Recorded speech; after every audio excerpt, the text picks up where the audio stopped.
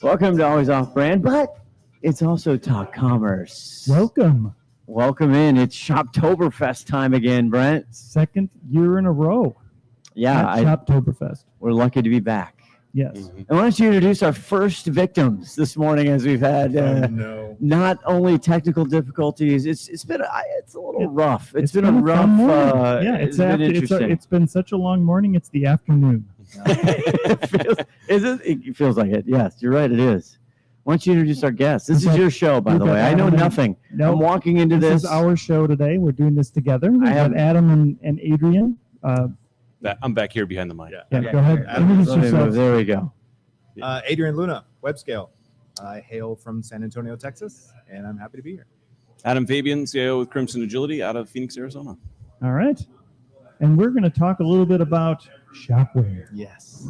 Shopware. Fresh. I heard it was Shopware and guns and restricted things. And beer. I think beer was thrown in there. Where's the beer? Yeah. Last year we had beer. Yeah, we're waiting for beer. They said they had to wait till some reason. I don't understand what the beer is. I don't know why wouldn't they have beer.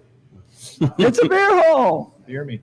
So there is some attempts now to get restricted guns into shop, or restricted items less restricted, right? That's one of the things that's happening in our U.S. world right now. Yeah. Right. Let's talk about that.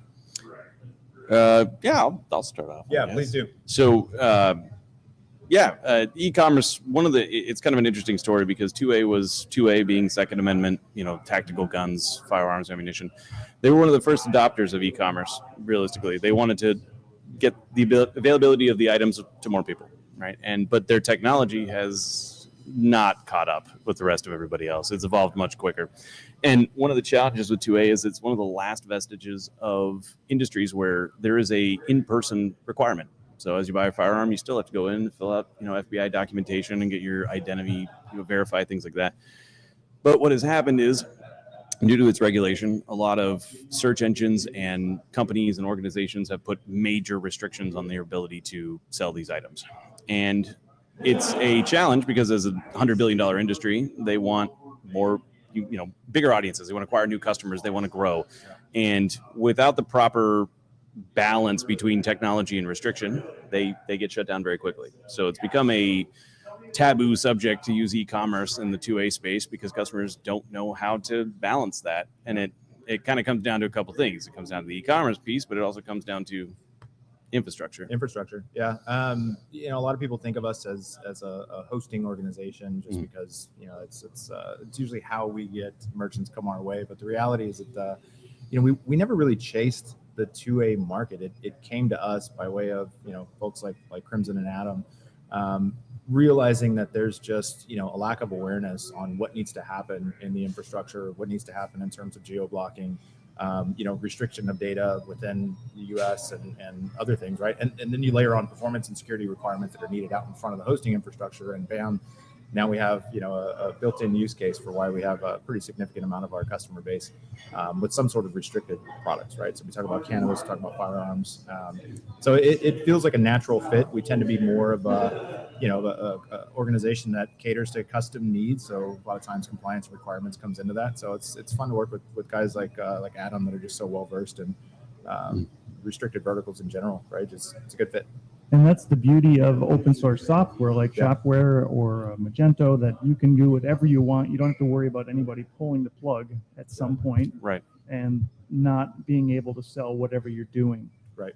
How have you seen other platforms either modified what they're trying to do, or I've seen cannabis now on Shopify, right? Mm-hmm. So there are ways around it, and I think more and more people are trying to find ways around it. I can speak to this one a little bit. Look at that smile. That smile. Smile through the pain. Yeah. No, the reality is that there are certain aspects of every industry can be sold on these SaaS platforms. There are restrictions and regulations on certain types of products within the 2A space specifically. As an example, suppressors. Suppressors are a very high regulated or heavy regulated item. So you have extra taxes you got to pay on it. You have extra documentation you got to go through. It's what's called an ITAR restricted product, which means you can't actually sell it outside the United States. There's export restrictions on it. That, considering our market is free market for 2A, there's a lot of heavy restrictions on that. But once e-commerce came around, data now falls under that umbrella. So you cannot export the data, which requires you to host it in a U.S. centrally, or an actual U.S. geographically located server with a U.S.-based support team with U.S. access only.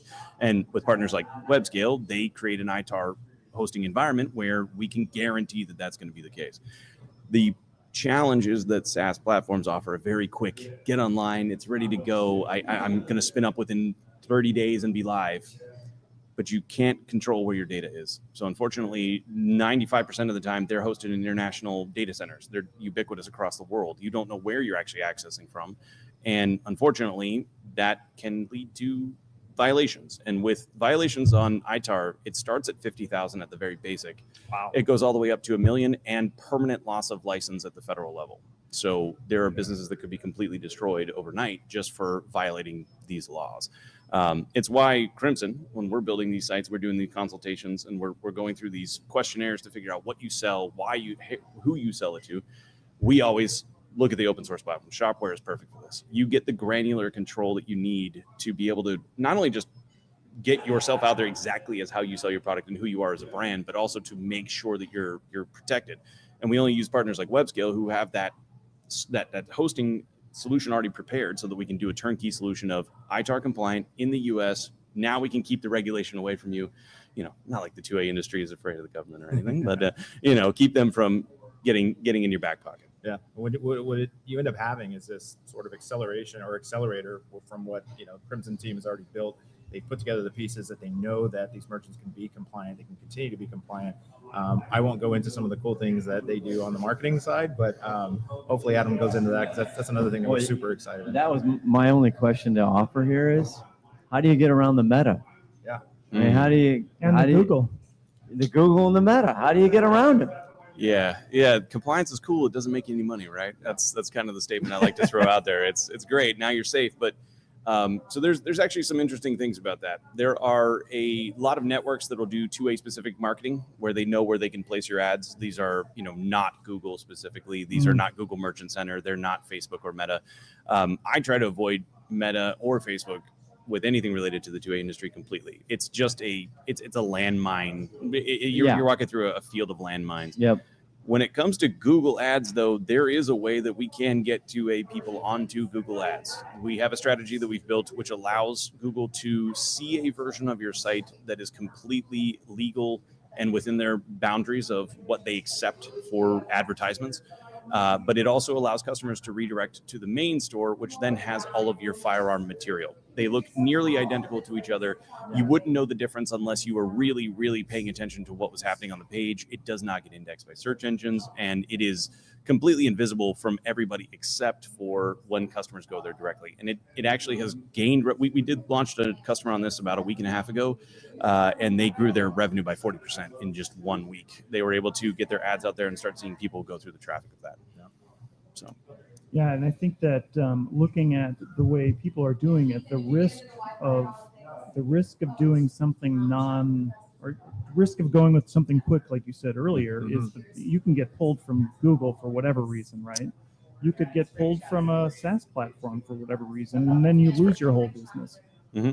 And I think the challenge is really in the language of the terms and conditions, right? So as an example, Shopware has terms and conditions, but their terms and conditions are just don't do anything illegal like violence or something, terrible. Seems reasonable. Right. Yeah. But when it comes to a SaaS platform, they hold you responsible down to the product SKU level. So they're actually saying that every single SKU that you host on your platform must be absolutely compliant to standards unknown, right? They can actually choose overnight to make those standards different and change. And you didn't even realize that changes. And now all of a sudden you're shut down and one product will shut you down. That's correct. Yeah. Scott, you were saying in the green room that QUICKFIRE has the same sort of space. Yeah. So QUICKFIRE, the company I work for, so we're owned by Outtech. Long story short, they've been in the hunting and fishing business and have FFR license and everything else. And so two of the brands we stood up are a hunting saddle company and also a site, actually more bow site, but also a firearm site company. Mm-hmm. And so we we work with a lot of other different industry partners and industry manufacturers and brands in the firearm space, whatever. So it's a constant game. Yes. And again, we do a lot of paid social and paid search, but we play as the game that it's not a game. I mean, the strategery, okay, that you did, which is above board, and you're not, it's not a hook and switch or hook and bait thing. We do a lot of the same thing. So then we try and turn it into a lifestyle thing. We try to do a lot of things. But I'm not going to BS anybody. It's hard. Yeah, it's hard, and the expectation level is it's not going to do what Bombas Socks does. I mean, it's just not going to. It's not going to drive what's going to drive. But then you do other things like first-party data collecting on emails and all the other different cool, fun stuff you do. Yeah. But yeah, that's so again, it's not that I don't know anything. It's just very little. Your whole idea of buying one Glock and then giving a Glock to another person didn't work for it, did it? That marketing idea you had? Yeah, I thought that was going to be fire.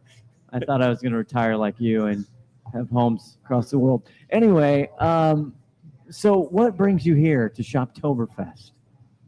I think as far as Webscale goes, we owe it to the entire e-commerce community to take a look at some of the, we call it emerging, and Shopware's been around for quite a long time, emerging in North America.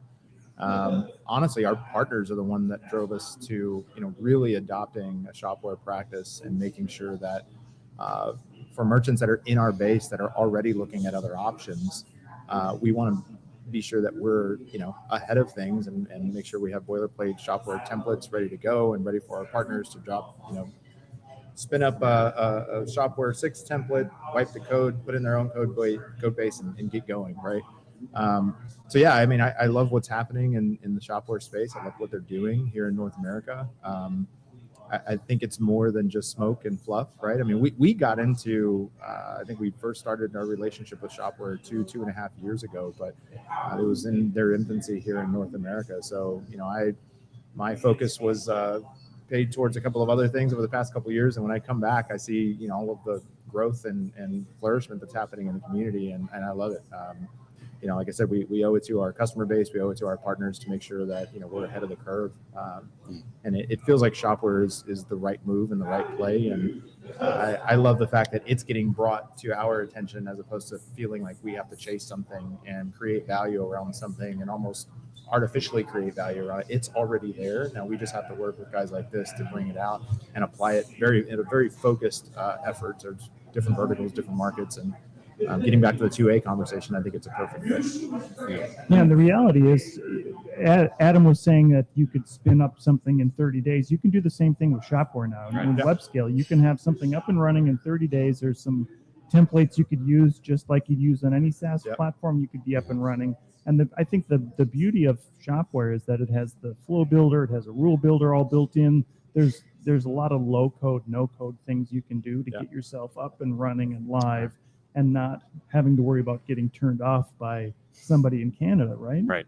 And that was, you mentioned what we're doing here. I think the 3 words or the 2 words that I would use would be fatigue and opportunity, right? I think fatigue is based on in what I see in an open source world is that there's a very low end option in terms of WooCommerce, right? Everybody will fall back to WooCommerce as the option for open source. And on the upper end, you've got Adobe Commerce, right? Whether it's open source, whether it's, the on-prem or whether it's hosted on the cloud. But that if you want the real scale full of, capability, it's commerce at the price tag doesn't really, work within everybody's budget. The mid-market doesn't have an option that is a viable, stable, real option. And that is what I think Shopware brings to the table. Not only do they have the B2B suite, but they can address very heavily the mid-market solution, but they can also go all the way up to an enterprise level. And I think the fatigue is really around people that say, there's no option for me. I can't afford to go to the Adobe Commerce, and WooCommerce doesn't do what I need it to do.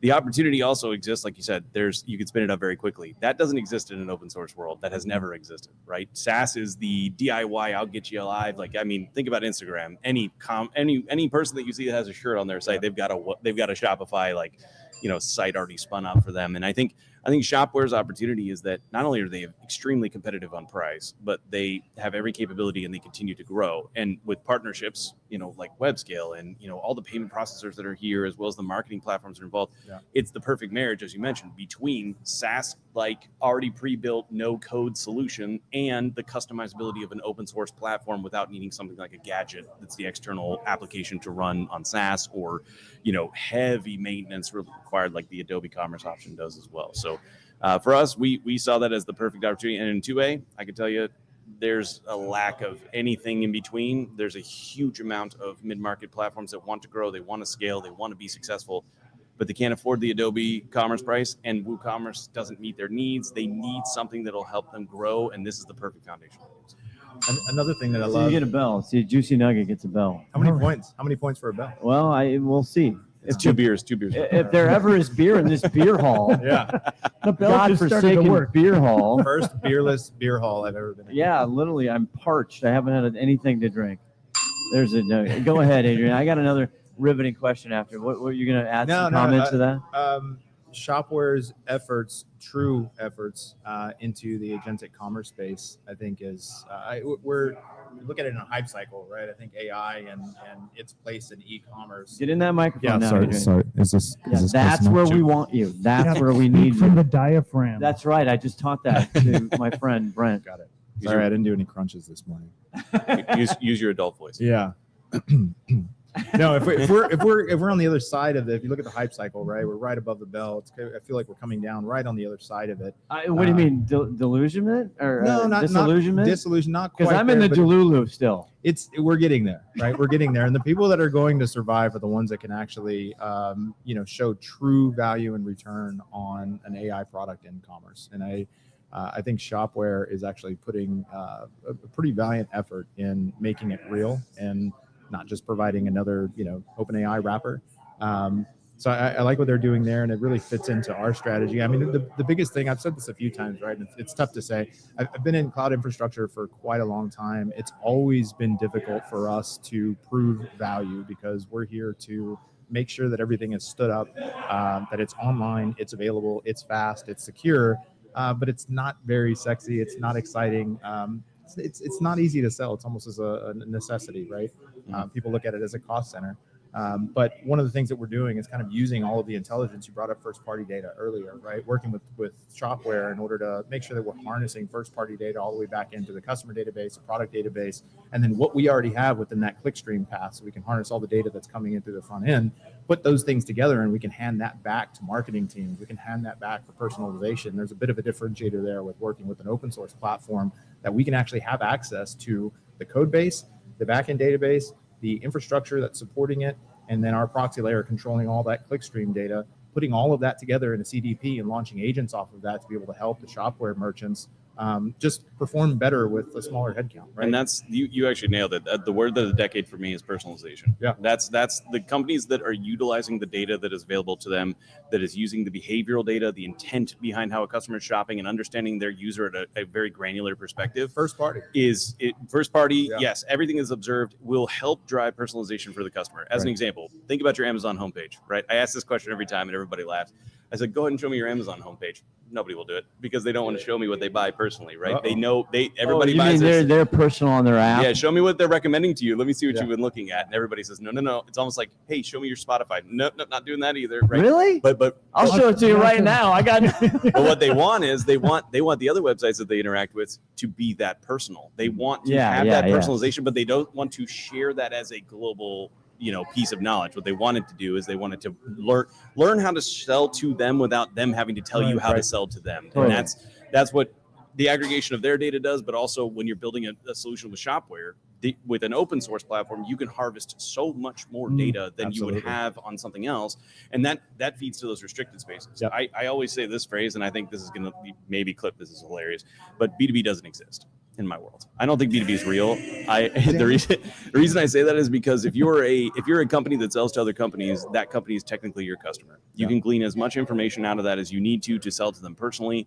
And that company that's buying from you wants you to know that you're buying from them. They want to feel important, and you still have to personalize that relationship and give them recommendations as well. So it feels almost. But how do you, getting back to the restricted product offering? Right. It has rules that you have figured out clever ways to control, which is great. How do you, because even in the non-restricted, we can't control the goddamn bots. How do you control, and it's getting worse and worse and worse. Maybe this is a Google Meta problem. Maybe this is self-therapy for me. But it's like, how do you control the bots, right? Because now, because of AI, and that's because everybody wants to do that because it makes money. Even search campaigns, even all advertising campaigns. Before with single search, all this, you do all this stuff. Nah, we don't want that. Just throw it in the bucket, let the machine figure it out. So how do you control that? Yeah, I think. Or do you? Or is that a problem? You do and you don't. There's going to be.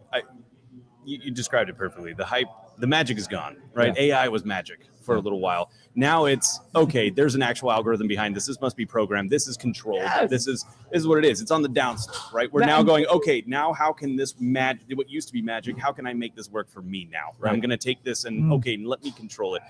There are certain bots you're going to be able to control. The new ones that pop up, I'll give you an example. Claude bot, right? Claude came out of nowhere and hammered almost every single website that I've ever worked on. I had to block it across the board because it was out of control. It did not stop crawling websites.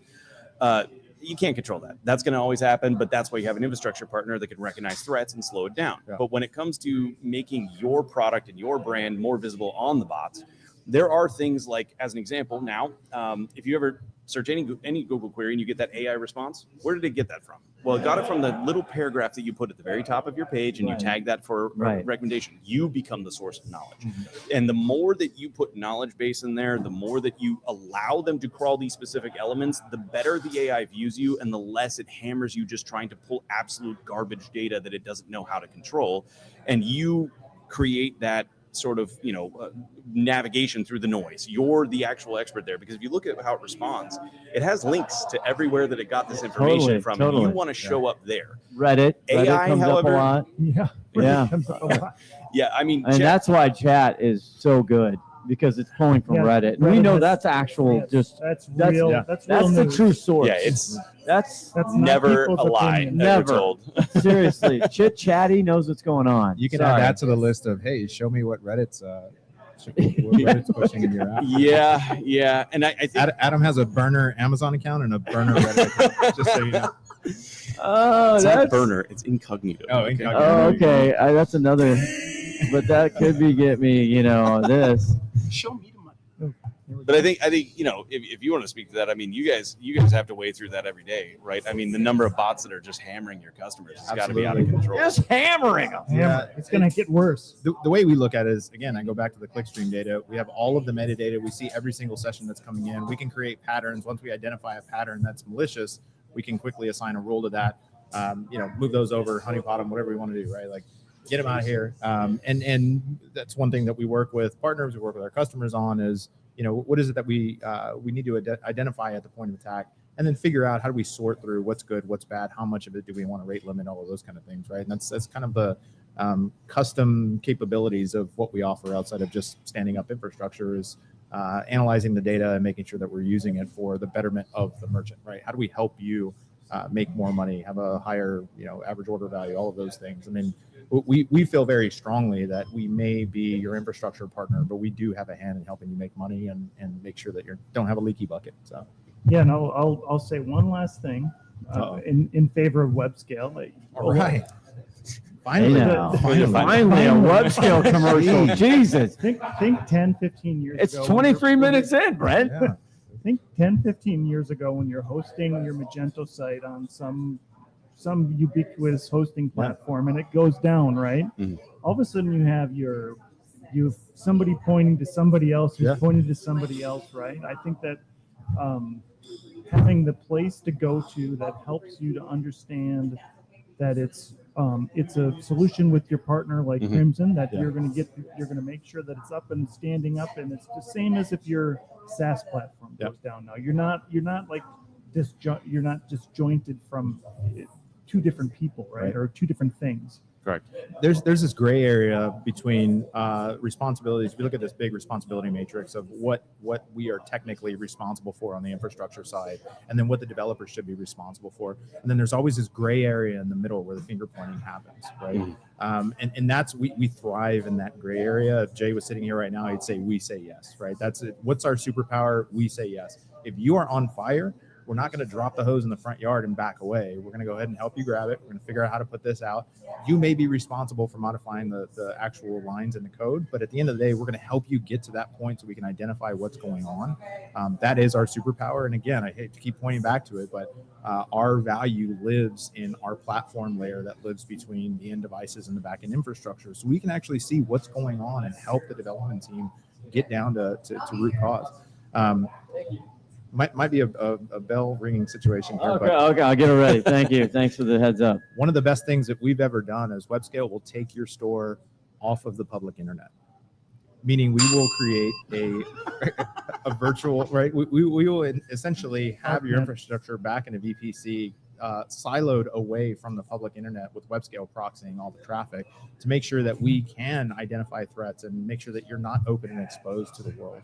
A little bit of a controversial way to put it, but see that was the build up there. There you Maybe go to the hallelujah button. It's one of the reasons why we've been partners for so long, because when You guys do look like an old married couple. yeah, You guys are really old? No, young. You're very young Wow. compared to us. he's robbing the We're cradle. both grandpas here. Are you? Yeah. I have 5 grandkids. Oh my God! Congratulations. Yeah. That's amazing. I'm Thanks. looking forward to that portion of the program. We're both 32. I said I was going to say that. Yeah. Sorry. Back to you guys. What? Have been working together a long time. So no, I mean, one thing that he'll tell you is that Crimson Agility.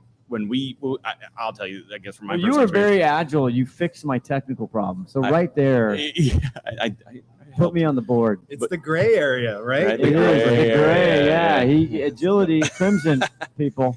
No, they know what's going on. You were saying we say yes, and I think I can't even count the number of times that I've had to jump into a problem with a customer, and we work together to fix deployment issues or optimize customers. And I'm sure he hates when I send an email or call, because he goes, it's either going to be the best day or the worst day, because there's going to be a problem we have no idea about. But I will say that there's not a lot of hosting partners that you can get a hold of. I think it's that's where the line draws, right? The support, you go, I got to submit a support ticket. How many people think in their head, that's not getting answered today. That's going to be tomorrow or a week so from true. now. And so true.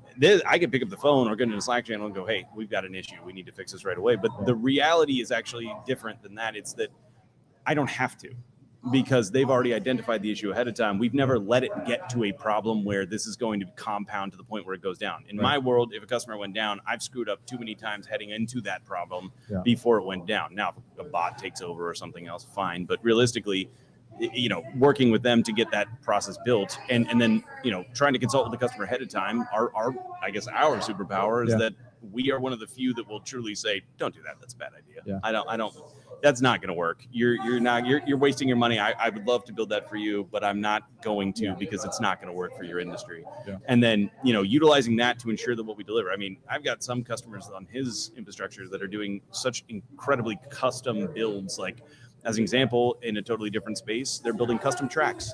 They have a customer who, when they are able to add tracks to a mix, build a live mix on their website, transitions, the different BPMs, all the different things for the track, and generate it and have it sent to them within 5 minutes. And that's all built on their infrastructure through an Adobe Commerce implementation. And it's only possible because of what they're capable of doing with their open source. And that's what Shopware offers as well. And it probably offers a cleaner, simpler implementation. So I don't know what that gets. Holy sheboygan, Batman. Just All right, press so play. we got a few minutes left. What Sure. are you guys looking forward today as we go into this Shoptoberfest 2025? Brought to you by? Shopware. in September. In September. Yeah, Shoptoberfest. I just No, found out actually that in October- Germany. Yeah, it's really in yeah, I September. I It's just not in found out. October. Goddamn marketing department. Yeah, I felt like an idiot. I was, I told Jay, I said, hey, we're going to Shoptoberfest. He goes, when is it? And I was like, it's in fucking October, of course, right? And he's like, no, it's, then September. you read me the history of Oktoberfest, and I'm like, oh, okay, so yeah, in It's from the September. Gregorian calendar change. I remember my first You're really Gregorian. projecting well so far right now. I'm really proud of you. I need more coffee. Yeah, I need a coffee. I have. Let's not go into my personal issues. Or beer. Or beer. Either or. Okay. So what are you looking forward to before I interrupted you 7 times? Beer. Let's go. That's what get you the came to beer going. Shoptober for. Yeah. Oh. Did you see our promo? No. Oh.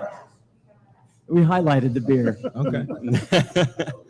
Well, I can speak to that. I'll go ahead. I'll cut you off. Yeah. No, so I mean, I'm actually looking forward to getting further into the ecosystem with all the partners. I want to see what everybody's. I like the tech that nobody has talked about. Like as an example, you were mentioning the Google Ads thing, getting on Google Ads. That's a talking point because now we can discuss why, how does that work, who's doing what, and I like learning about how people are utilizing it to grow other industries as well. Restricted is great, but to me, open source is a playground. It's a fun adventure. You can do whatever you like and however you want, and you hear all the time. You go, wait, you did what? Please tell me how you did that. I'd like to emulate that. Or, learning about all the different partnerships. I mean, we've got, PayPal and Klaviyo, and we've got Zapier, and we've got, different partners that are all contributing to the ecosystem and helping them grow. It's everybody coming together today believes in the platform. Yeah. We just need to find a way to make everybody else believe in the platform. And I think that's what I'm most looking forward to is the strategy coming out of this, how we all work together to make that ecosystem expand. Yeah, the tech partners especially, right? We've got to know who and what we need to integrate with, again, to make sure that, when these guys are building something that we're ready to go. We're not trying to, custom build an integration at the last minute. It just came from a PIMCore event. There's a couple other partners here, right? It's just, who's doing what, who's using what, and where do we need to plug into? And everybody's trying to harness data these days and use it to their advantage or to the merchant's advantage. So, right. I do have a drinking sound effect. This is just not fair. I don't know. It sounds like It sounds like It's not really a beer pour. It's like a scotch, like you're pouring a scotch. I agree. Very viscous. That's fair criticism. Yeah. That is fair criticism. I was going to say urinal pour. That's good feedback. back. Okay, well, let's wrap it up. Brent, our this first fun. Yeah, they helped us. They're our friends now. All right, now I need you here for every recording as my audio engineer. Thanks very much. No, this has been great. Throw up the bat signal. God, I from might. Brooklyn, New York. From Brooklyn, New York. Shoptoberfest. More coming up next. Always off-brand and talk commerce. Bye-bye. Hey there, this is Haley from Quickfire, and they want me to read this so you know what this podcast is part of and how to find out more if you want. Always Off-Brand is a production of Quickfire LLC and a part of the Learn and Laugh series on the Quickfire Podcast Network. For more information, go to quickfirenow.com. Have a good one, and thanks for listening.